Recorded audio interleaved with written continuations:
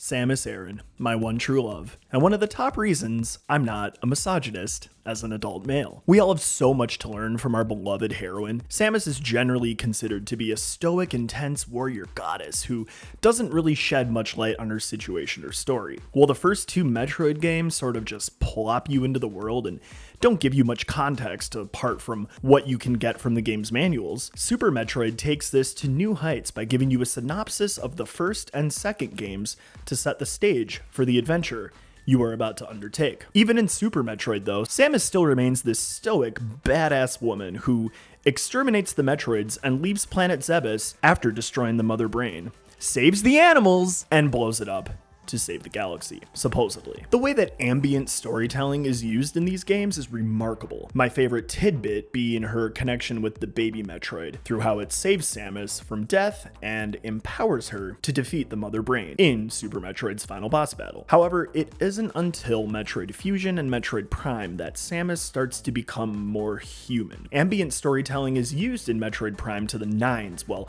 Metroid Fusion gives a little bit more of a direct backstory about who Samus is and how she thinks and feels. This is taken even further in the game Metroid Other M and the Metroid manga. Most people were pissed at the story of Metroid Other M. There were significant plot holes in the game that could be seen as contradictions to the rest of the story, due to the game's less than perfect localization from Japanese to English. I'm not here to focus on that, however. Most of the criticisms I found in researching this topic were that they didn't like how Samus was portrayed as vulnerable. In fact, the first comment that I saw in a YouTube video of the game's soundtrack complaining about Other M said, "Oh yes, the story is awful, and they pretty much kill her strong, independent, isolationist persona in this one." I never got the impression that this made it bad though, and even if I did, why is Samus being vulnerable a bad thing? In this polarized society we live in, everyone wants things to be left or right, black or white, Republican or Democrat. I suppose then that this is why people want Samus to just be the stoic badass female warrior that doesn't have emotions or a heart. Maybe I like to cut Samus some slack because I'm an empath? Maybe I was biased towards my hero as a kid, or maybe everyone else was wrong about Metroid Other M. I don't know, but I surely enjoyed the crap out of this game. I think it's beneficial to loosely relate this to Sigmund Freud's concept of the shadow self, or the innermost parts of who we are that no one ever sees. If people know about this concept, or if they just hear about it for the first time, they often assume that the shadow self must consist of pure evil within, while good qualities are on the surface. However, I want to argue that with Samus, it's the opposite. Due to her traumatic experiences, Samus flips a switch, albeit smoothly over time, just as a good trance DJ does a seamless 2-minute transition between songs. On the surface, yes, Samus is this badass warrior who don't need no man, but on the inside, her shadow self of PTSD and vulnerability are there, and trust me, they are both there. I believe that these things in conjunction thwart Samus toward the propensity of wanting to do the right thing. And in a similar fashion, I'm here to tell you that when Metroid Other M and the Metroid manga are taken in context as a whole, rather than just being two disparate pieces of art, Samus's vulnerability and never-ending quest to do the right thing are actually admirable, not weak, and should be emulated by our society to improve collective mental health. These personality aspects make Samus into the ultimate badass in my opinion, as not only is she able to kick some space pirate booty if need be, but she also has a strong moral compass to do what's right on behalf of the downtrodden. Keep in mind, I'm not trying to defend any inconsistencies or bad plot holes in Metroid Other M itself. Rather, I'm taking these works of art as they are, while strongly considering the Japanese version of Metroid Other M, combining knowledge from both of them, and then using it to analyze Samus' mental health and how we can become better humans through what she teaches us. In order to get to this place, however, some context is necessary.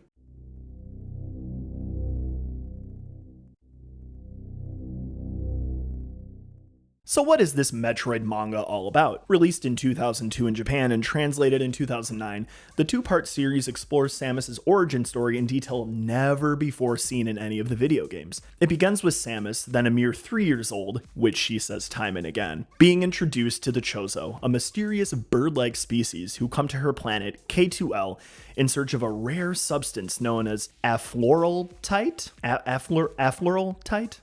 In Samus' encounter with Old Bird, the first Chozo she meets, we see them innocently and quickly become friends. Samus drags Tori Oji-chan, the nickname Old Bird suggests to her, translated as Grandpa Bird, which denotes an instantaneous, family-like connection, to help her out with retrieving the sack that a small rabbit squirrel stole from her. Because Old Bird had wings, Samus assumed that he could get the sack easily from this rabbit squirrel in the tree, but alas, Old Bird was unable to fly as the Chozo had lost their wings long ago. In the next part of the scene, Old Bird says, perhaps he refuses to come down because he thinks you're angry with him. Why not make friends with him? Just as we did earlier. Let's start by giving him a name. Samus then names the rabbit squirrel Pionchi, and the scene ends with Samus and Old Bird laughing. We then see that unfortunately the Chozo must leave K2L, and Samus is pictured with Pionchi asking Old Bird why they are already leaving when we just started being friends. Why do I bring this up? Well, this absolute childlike propensity to become friends with anyone is what I want to focus on here. Samus became friends with someone even though they look different, and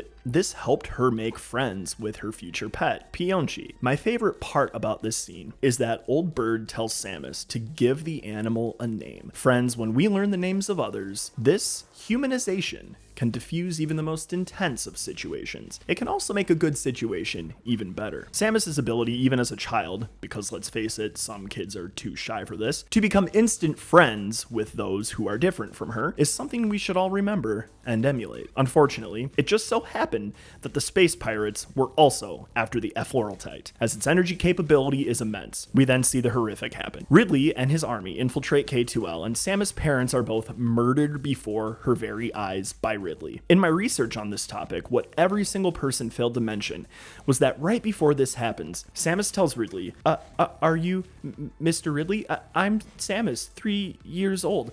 You're not scary. I'm perfectly fine. Even if you look different, we can still be friends. Now Ridley is an asshole and of course refuses. Even after Samus willingly says that she wants to be friends with him, he tries to kill her, a 3-year-old child. In the manga, Ridley is portrayed as a rogue agent who kills for the sake of killing with no other motives, and this is the first time we see that. Samus' mom, Virginia, runs in front of her and is slain instead of Samus. And as Samus' mom dies, her dad sacrifices himself by blowing up Ridley's ship with the rest of the space pirates on it. Ridley then flees the scene, absolutely irate about his ship. This traumatic experience gives Samus PTSD like no other. However, it manifests itself when you'd least expect. And in fact, the manga doesn't portray Samus as being too shaken by her parents' deaths at first. We'll revisit this later. When the Chozo return to the planet after receiving an emergency code from the Federation police, they find Samus to be the only survivor of the attack, which is why they take her in and raise her to become a warrior and be the protector of the galaxy, a mantle placed on her at only 14 years old. Her power suit is something that requires significant mental energy to maintain, which could possibly be one of the reasons for her becoming stoic in nature over time. Samus is also infused with Chozo DNA, further adding to her becoming a protector of the galaxy, and also giving her a spiritual connection to life. Her time with the Chozo represents a season where Samus was able to channel her pain and trauma into purposeful action. Now, all these aspects of Samus's Chozo upbringing are not properly emphasized in Metroid Other M, and I will give people the benefit of the doubt here. This is why we must take it all in context with the manga, which is something we largely couldn't do until the 2009 translation. All that said, by being raised by such a wise species, the Chozo further instilled a motivation in Samus to protect innocent lives and to always seek justice. This unique perspective helps her in the conflicts that she faces throughout her time as the galaxy's protector, and the Chozo's influence is pivotal in shaping Samus into the legendary bounty hunter she will eventually become.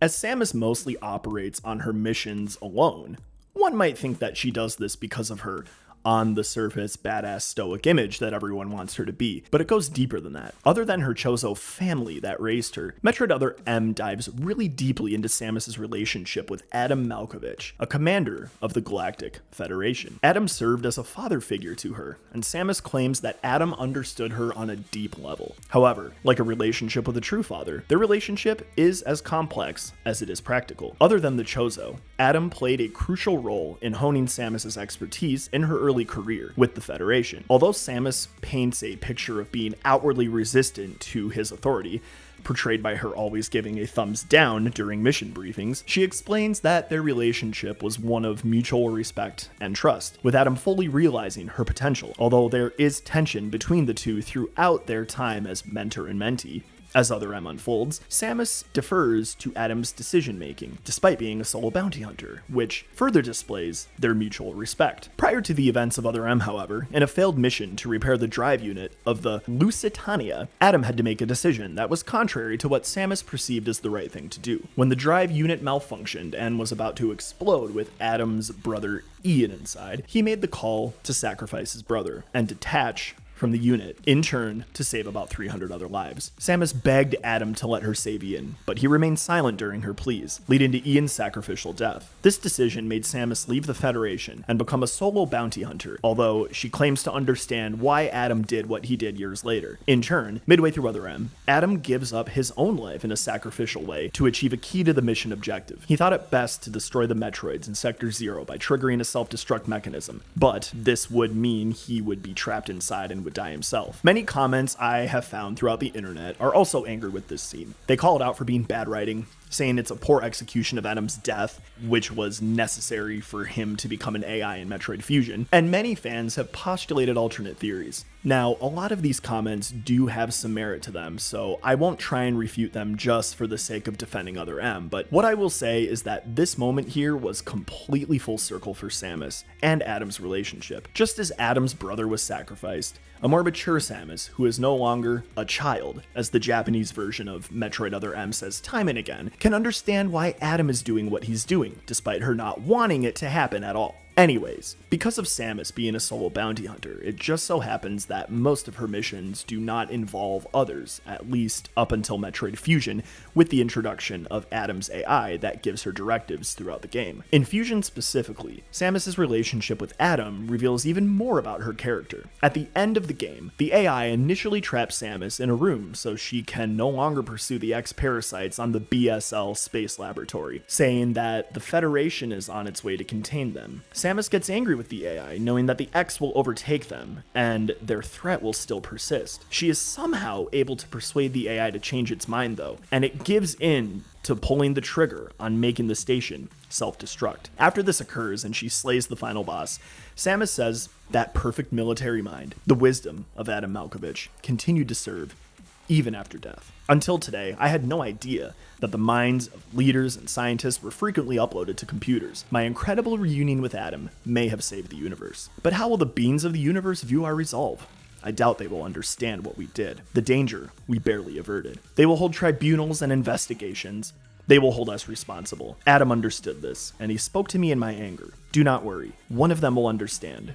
One of them must. I've reflected upon his words, and I see the wisdom in them. We are all bound by our experiences. They are the limits of our consciousness, but in the end, the human soul will ever reach for the truth. This is what Adam taught me. Do not worry. One of them will understand. One of them must. These are extremely powerful words. Sometimes we make decisions in between a rock and a hard place, and while neither outcome feels good on paper, a decision must nonetheless be made. I like to reflect on these words when I am in such a scenario, and they provide me comfort in the aftermath. Like I have said in my other videos, life is gray, not black and white. As I touched on in my last video, the only thing we can do is to learn from our pasts and move forward in a better fashion. I specifically think about these things when I'm alone, as one who is isolated for most of her existence and in between fighting and destroying monsters throughout the world she traverses. I imagine that Samus has a lot of time to think too.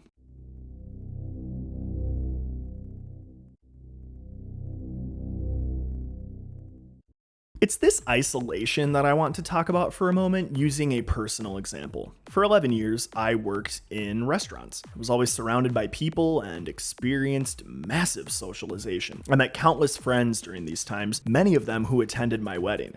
Coworkers and people I served alike. Then I suddenly switched jobs and found myself working remotely, out of my house. These things shifted in my life as well to where my wife would work countless hours and I would go long stretches of time without seeing her. In addition, the work I did mostly avoided personal interaction with other humans, as I was either writing documents or inputting data into a spreadsheet. The most I would talk with others was electronically over Slack, email, or the occasional phone call with my boss. This drastic shift in methodology and environment led to me being very isolated for the 5 years I worked the job. Days that I barely saw my wife were some of the loneliest I can recall.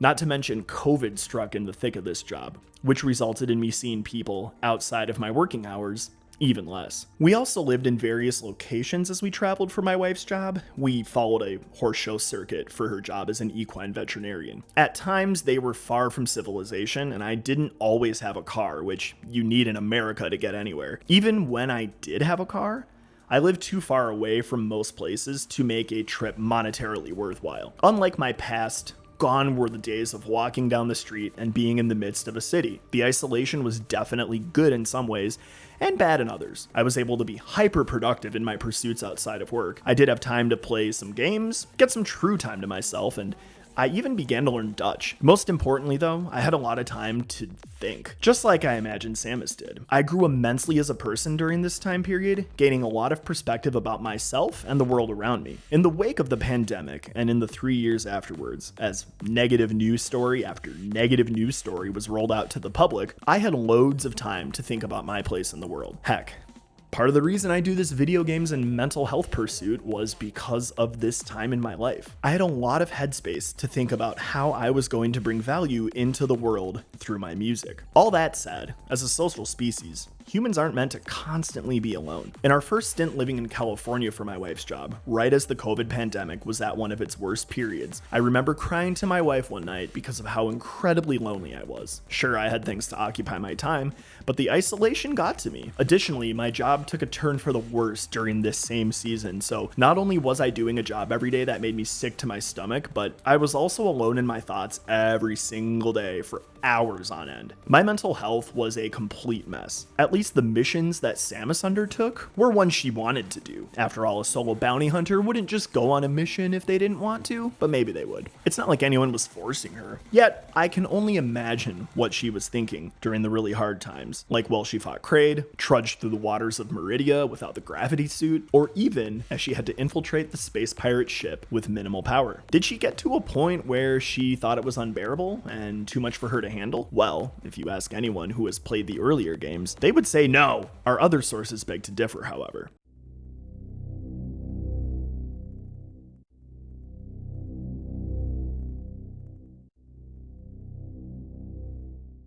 What's funny to me is that people online absolutely hate Samus's encounter with Ridley in Metroid Other M. One major complaint stems from her encountering Ridley in every other game and absolutely slaying him. So when they see Samus portrayed as weak and hesitating, churning into a child, as Other M's cutscene depicts, and again, if you dig into the Japanese script of Other M, this is a brilliant aspect of the cutscene, it caused disappointment. On the outset, this makes total sense. Samus is supposed to be this badass warrior, and there is no fight in the galaxy that she can't handle, right? So how dare the manga and the makers of Metroid Other M make her seem human? When researching for a counter opinion on this matter, which was hard in itself to find, I discovered a brilliant comment left by username Ike Blue Flames. To be quite frank, it summarized everything I was thinking and feeling about my resistance to the internet's larger opinion about Samus here. The comment is too long to just cite here without it being plagiarism, so I will break it down and summarize its parts one by one. First, Ike Blue Flames begins by proclaiming that Mother Brain, Dark Samus, the SAX, or for that matter anything else in the galaxy, has to do with her trauma, so we can do away with them. It's all about Ridley,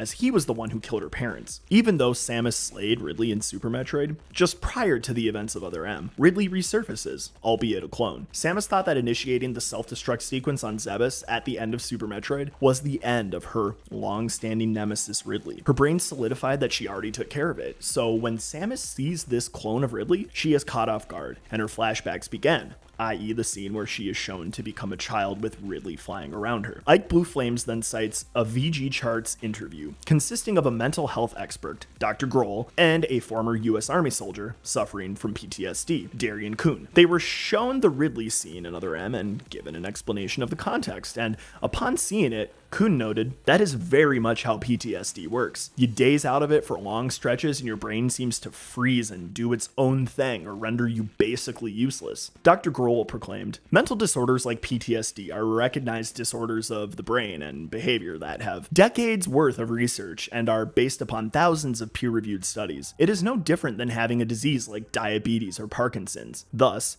PTSD is not something you can just shake off." Grohl further argues that no one would choose to have a mental health disorder, like PTSD or depression, and on Ridley killing Samus's parents, he says, "If someone experienced a trauma at an early age, such as having someone kill their family, then something like post-traumatic stress disorder, PTSD, is indeed a possible reaction. One does not simply get over a mental health disorder because these are not choices we make in the first place. Who would consciously choose to be depressed or to have PTSD? It's an absurd argument." That said, Samus went years without ever having a weak moment, and I would argue that the game developers of the early Metroid games didn't even think about giving Samus this deep of a backstory. Ike Blue Flames further tells us that, based on this, someone can have a PTSD attack and then go years without being affected until one day something triggers it. Further referencing www.siteguides.com as stating, "As with most mental illnesses, no cure exists for PTSD, but the symptoms can be effectively managed to restore the affected individual to normal functioning. The best hope for treating PTSD is a combination of medication and therapy. By working with a healthcare professional, individuals with PTSD can resolve their triggering factors and learn new effective ways of coping with the stress of the past trauma." Of course, since Samus exists in a universe where we don't see anyone using medication, heck, do people in the Metroid universe even eat? I haven't seen it. And the lore never speaks of Samus as having a therapist. She is left to her own devices to cope, so no wonder when she thought Ridley was dead, seeing a clone would absolutely stun her. Furthermore, how would you react in that situation? I mean, heck, at one point in my life, I witnessed with my own eyes the police doing something horrible to someone, with people screaming around them to stop, but they didn't. They used their power how they wanted to, and no one could do anything about it. Usually I'm all right around cops, but once in a while, I'll see police and be filled with hate, or I'll even freeze. And this event didn't even happen directly to me. Can you imagine if it did? This is why Platinum Chest, one of the Chozo in the Metroid manga, says, "Repressed fear will grow inside of you, even if you are unaware that it even exists." So good lord, cut Samus some slack. Yeah, that's right, I'll defend my one true love's humanity, and I will die on that hill. That this vulnerability makes her stronger. Why? Ike Blue Flames ends his comment by citing one of the writers from Metroid Prime, Nate Bildorf, as saying, "I've seen the same comments you have, and while I understand where they come from, I definitely don't agree with most of them. For me, Samus's detached monologue speaks to the reticence of a wounded character, one scarred by the tragic events of her childhood. The glimpse of the pain and fear she carries, shown in the flashback scene when she sees Ridley, is not a sign of weakness, but of strength. People who call out that scene as anything but empowering are kind of missing the point, in my opinion. She does end up torching Ridley after all. There is no courage without fear, in my mind, and knowing that Samus overcomes that repressed terror makes her all the more heroic than someone who plods forward without a hint of humanity. I couldn't have said it better myself, Nate. At the end of the day, Samus had a weak moment, but she recovers after seeing Ridley murder, or so we think, Anthony Higgs, yet another person she cares about. And my goodness, does Samus ever mess him up in this fight? Despite her fear, she manages to pull it together and overcome it, rather than die by the wayside. And this is exactly why you shouldn't hate this moment in Metroid Other M.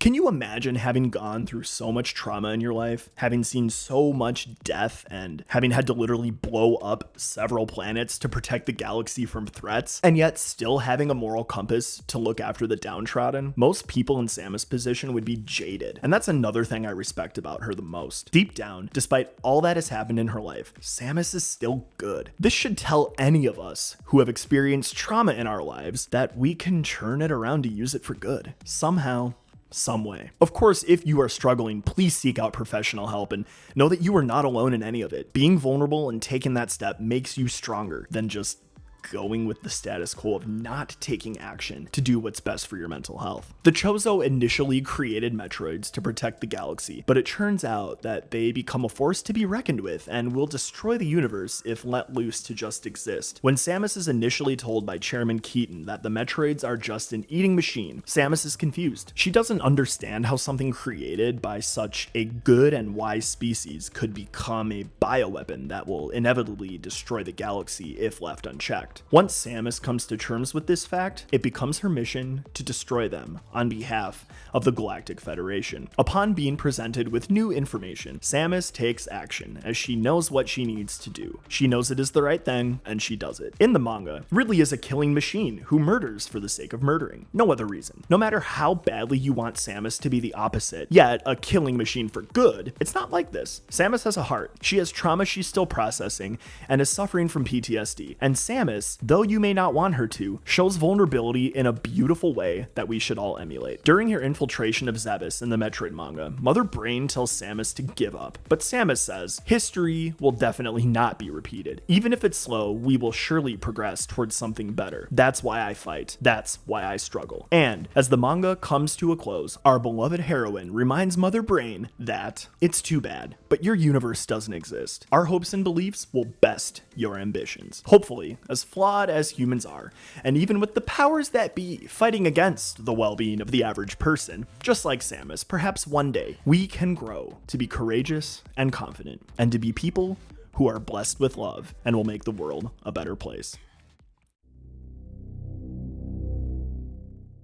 If you like this video, please subscribe and give it a thumbs up so that the algorithm will hate me less as each day passes. Also, let me know what you think in the comments. I really want to get these messages out there, and I really hope that they at least help someone cope with the circumstances of life and to become a better human. Remember, we can all do so much more united than divided. And if you need professional help, please seek it out. I promise you that in taking action, just like Samus does, this will make you stronger, not weaker. Also, I release a new Club Ready video game remix every other week on Theology Thursday. So if you were into that sort of thing, please hit the bell so you become aware of all the videos that I upload. I release a podcast every month with a DJ mix of the latest and greatest video game remixes, and then have a discussion about mental health topics in general with my podcast partner, DJ Fat Rain, therapists, and other guests alike. I also make these What Video Games Taught Me About My Mental Health videos every month. And speaking of, next month, for my 5th video in the series, we'll be talking about Persona 5. I'm keen to think that I'll probably write a script about Yusuke and his purity and artistry, as I share the same values, but the video could go any direction. So just keep that in mind. Until next time, stay strong and remember to take care of each other.